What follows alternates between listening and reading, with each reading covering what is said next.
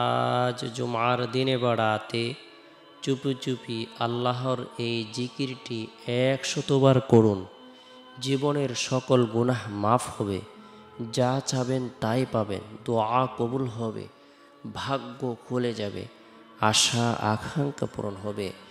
জুমার দিন সাপ্তাহিক সকল দিন থেকে শ্রেষ্ঠ দিন। জুমার দিন অত্যন্ত বরকতপূর্ণ একটি দিন, ফজিলতপূর্ণ একটি দিন, মাহাত্ম্যপূর্ণ একটি দিন, তাৎপর্যপূর্ণ একটি দিন। জুমার দিনের ফজিলত সম্পর্কে আল্লাহ তাআলা বলেন, ইয়া আইয়ুহাল্লাযীনা আমানু ইযা নুদিয়া লিস-সালাতি মিন ইয়াউমিল জুমআতি ফাসআউ ইলা যিকরিল্লাহি ওয়া যারুল বাই' যালিকুম খায়রুল লাকুম ইন কুনতুম তা'লামুন। হে মুমিনগণ, জুমার দিনে যখন জুমার নামাজের জন্য আজান দেওয়া হয়, নামাজের জন্য আহ্বান করা হয়, ডাকা হয়, তখন তোমরা আল্লাহ তাআলার স্মরণে নামাজের উদ্দেশ্যে মসজিদে চলে যাও এবং বেচাকেনা বন্ধ করো। এটা তোমাদের জন্য উত্তম, যদি তোমরা উপলব্ধি করতে পারো। আল্লাহ তাআলার কাছে নামাজের চেয়ে প্রিয় বস্তু আর নেই। এই জন্যই নামাজের ব্যাপারে এত তাকিদ রয়েছে। সপ্তাহে 7 দিন, তার মাঝে শুক্রবার সর্বশ্রেষ্ঠ দিন, কেননা এই দিনে সবচেয়ে বেশি নিয়ামত আল্লাহ তাআলা মানুষকে দান করেছেন। নবী করিম সাল্লাল্লাহু আলাইহি সাল্লাম বলেছেন, জুমার রাত নূরে ভরপুর রাত, জুমার দিন নূরে ভরপুর দিন। রাসূলুল্লাহ সাল্লাল্লাহু আলাইহি সাল্লাম আরও বলেন, যে মুমিন বান্দার মৃত্যু জুমার দিনে বা রাতে হয়, আল্লাহ তাআলা তাকে কবরের আযাব হতে বাঁচিয়ে রাখেন। আল্লাহ তাআলার কাছে জুমার দিন অপেক্ষায় ভালো আর দিন নেই। এই দিনে এমন একটি সময় আছে, কোনো মুমিন বান্দা আল্লাহ তাআলার দরবারে কোনো কিছু কামনা করে, বাসনা করে, দোয়া করে, আল্লাহ তাআলা তার দোয়াকে কবুল করেন। তার কামনা, বাসনা, ইচ্ছা, আশা, আকাঙ্ক্ষা আল্লাহ তাআলা পূরণ করে দেন। জুমার দিনে অথবা রাতে কোনো মুমিন মুসলমান যদি ইন্তেকাল করে, মারা যায়, আল্লাহ পাক রব্বুল আলামিন তাকে কবরের ফিতনা, কবরের সওয়াল-জবাব, কবরের আযাব থেকে নিরাপত্তা দান করেন। আল্লাহ তাআলা তাকে শহীদি মর্যাদা দান করেন। জুমার দিনের বিভিন্ন আমলের কথা হাদিসে উল্লেখ রয়েছে। এর মধ্যে থেকে অন্যতম একটি আমল হলো জুমার দিন সূরাতুল কাহাফ তেলাওয়াত করা। যে ব্যক্তি জুমার দিন পরিপূর্ণ বিশ্বাস রেখে, আল্লাহ তাআলার প্রতি ভরসা রেখে সূরাতুল কাহাফ আমল করবে, তেলাওয়াত করবে, আল্লাহ পাক রব্বুল আলামিন তার ঈমানের মধ্যে বিশেষ একটি নূর প্রদান করবেন, যে নূরটি, যে আলোটি 1 সপ্তাহ পর্যন্ত চমকাইতে থাকবে। যে ব্যক্তি জুমার দিন সূরাতুল কাহাফ তেলাওয়াত করবে, আল্লাহ তাআলা তাকে দাজ্জালের ভয়াবহ ফিতনা থেকে নিরাপত্তা দান করবেন। যে ব্যক্তি জুমার দিন সূরাতুল কাহাফ তেলাওয়াত করবে, আমল করবে, আল্লাহ পাক রব্বুল আলামিন তার জন্য 70,000 ফেরেশতা নিযুক্ত করে দিবেন। এই 70,000 ফেরেশতা দীর্ঘ 1 সপ্তাহ পর্যন্ত তার জন্য মাগফিরাত কামনা করতে থাকবে। আমরা প্রত্যেকেই জুমার দিন ফজরের নামাজের পর থেকে নিয়ে জুমার নামাজের আগ পর্যন্ত যে সময় রয়েছে, এই সময়ের মধ্যে সূরাতুল কাহাফ আমল করার জন্য, তেলাওয়াত করার জন্য চেষ্টা করব। এরপরে জুমার দিন জুমার নামাজ সম্পূর্ণ করার পর, মা বোনেরা জোহরের নামাজ সম্পূর্ণ করার পর গুরুত্ব সহকারে গুনাহ মাফের উদ্দেশ্যে তওবার নিয়তে 100বার ইস্তিগফারের আমল করব। আস্তাগফিরুল্লাহ রাব্বি মিন কুল্লি যামবি ওয়া আতুবু ইলাই। আস্তাগফিরুল্লাহ রাব্বি মিন কুল্লি যামবি ওয়া আতুবু ইলাই।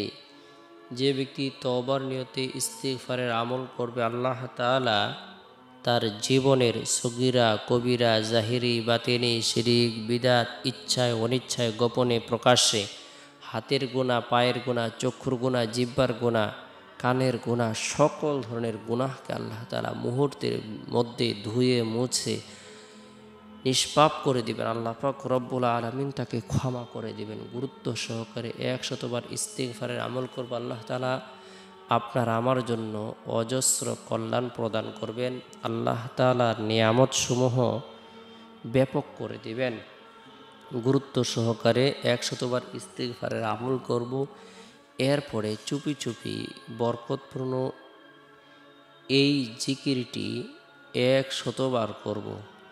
লা ইলাহা ইল্লাল্লাহ, লা ইলাহা ইল্লাল্লাহ, আল্লাহ ছাড়া কোনো মাবুদ নাই, লা ইলাহা ইল্লাল্লাহ। সকল ক্ষমতার মালিক আল্লাহ, হায়াতের মালিক আল্লাহ, রিজিকের মালিক আল্লাহ, সম্মান দেনেওয়ালা আল্লাহ, বেইজ্জত করে নেওয়ালা আল্লাহ। মুহূর্তের ভিতরে আল্লাহ তাআলা প্রধানমন্ত্রীর আসন থেকে কাউকে নামিয়ে বেইজ্জতি করতে পারেন। আল্লাহ তাআলা মুহূর্তের ভিতরে আবার কাউকে সম্মানিত করতে পারেন। ও তুইজ্জু মান তাশা ও তুযিল্লু মান তাশা বিয়াদিকাল খায়র ইন্নাকা আলা কুল্লি শাইইন কাদির। আল্লাহ তাআলা ফকিরকে বাদশা বানান, বাদশাকে ফকির বানান। আল্লাহ তাআলা বে উসিলাকে উসিলা দান করেন। আল্লাহ তাআলা বে ইজ্জতকে ইজ্জতি প্রদান করেন, ইজ্জত দান করেন, সম্মান প্রদান করেন। আল্লাহ তাআলা আসমানকে মুহূর্তের ভিতরেই পরিবর্তন করে দিতে পারেন। আল্লাহ তাআলার ইশারায় রাত হয়, আল্লাহ তাআলার হুকুমেই দিন হয়, আল্লাহ তাআলার আদেশেই চন্দ্র উদিত হয়, সূর্য উদিত হয়। সকল কুল কায়নাত আল্লাহ তাআলাই নিয়ন্ত্রণ করেন। এই বিশ্বাস রেখে বান্দা যখন লা ইলাহা ইল্লাল্লাহ এই কালিমার জিকির করবে, আর আল্লাহ ছাড়া কোনো মাবুদ নাই, হায়াতের মালিক আল্লাহ, রিজিকের মালিক আল্লাহ, ধন দৌলত দেনেওয়ালা আল্লাহ, বিপদ দূর করনেওয়ালা আল্লাহ, গুনাহ মাফ করনেওয়ালা আল্লাহ, লা ইলাহা ইল্লাল্লাহ। আল্লাহ পাক রব্বুল আলামিন তার জীবনের সকল গুনাহগুলো মাফ করে দিবেন।